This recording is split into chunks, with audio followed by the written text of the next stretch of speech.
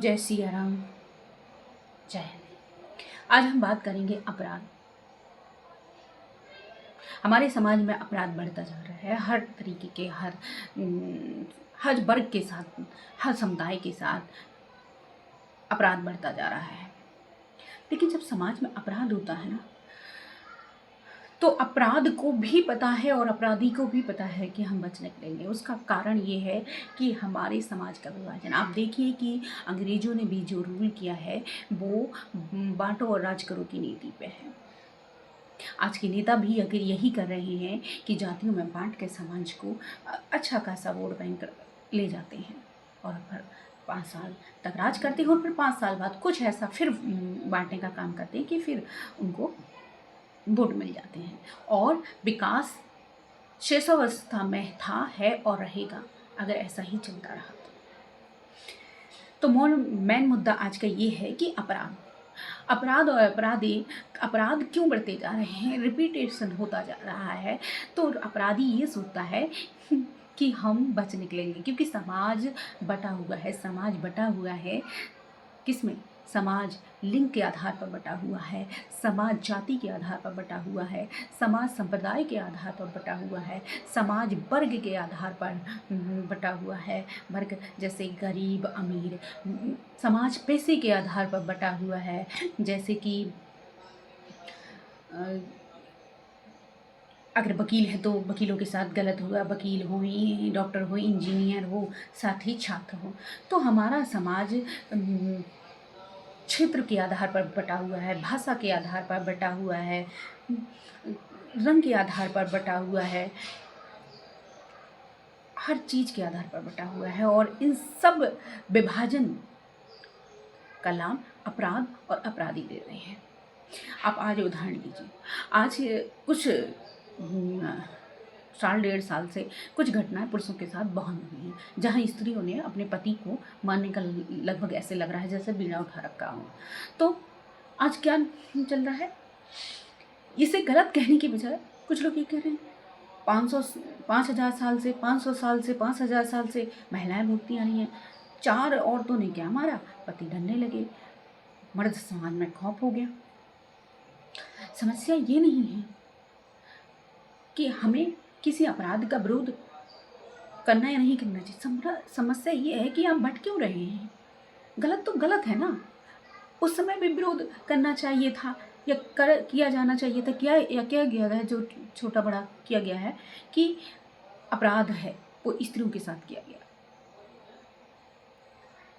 और आज भी विरोध किया जाना चाहिए कि वो पुरुषों के साथ हो रहा है। सोशल मीडिया पे हमेशा की पुरुष समाज डर गया, ये हो गया, मजाक चल रही है, रील्स बन रही हैं।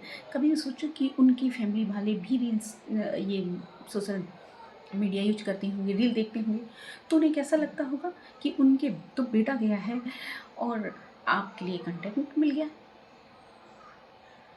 जब कोई मरता है, अभी जैसे शहीद भरत तिवारी के साथ जो हत्या हुई है, उसमें बट गया कि वो फूलन देवी की क्रांतिकारी नहीं थी।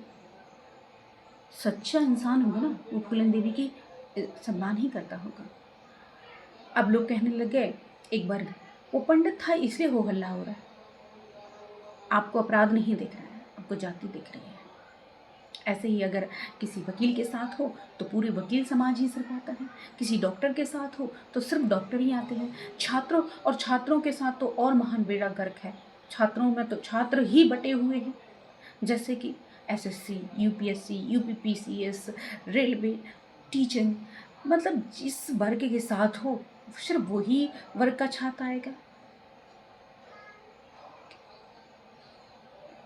क्षेत्र पर आधार पर हो, अगर बिहार में हो तो बिहारियों के साथ हुआ है ये गलत, गुजरात में तो गुजरातियों के साथ। गलत नहीं दिख रहा है, ये भारत नहीं दिख रहा है, उन्हें ये देश नहीं दिख रहा है। उन्हें दिख रहा है कि इन लोगों के साथ हुआ है।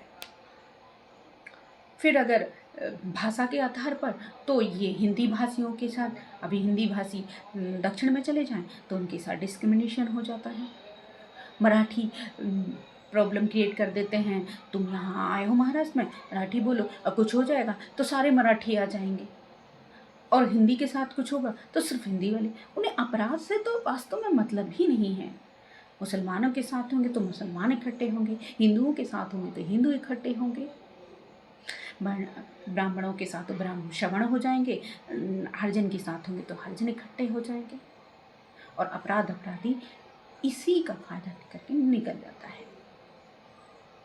हमें हर हालत में अपराध और अपराधी दोनों का विरोध करना चाहिए, ताकि किसी जाति, धर्म, रंग, क्षेत्र, वर्ग के आधार पर सहानुभूति दिखानी चाहिए या विरोध करना चाहिए। किसी का पेट डर गया। केतन अग्रवाल के घर में 20 दिन में 2 डेथ हो गई। एक तो उनके दादाजी एक्सपायर कर गए अपने पोती के उसमें।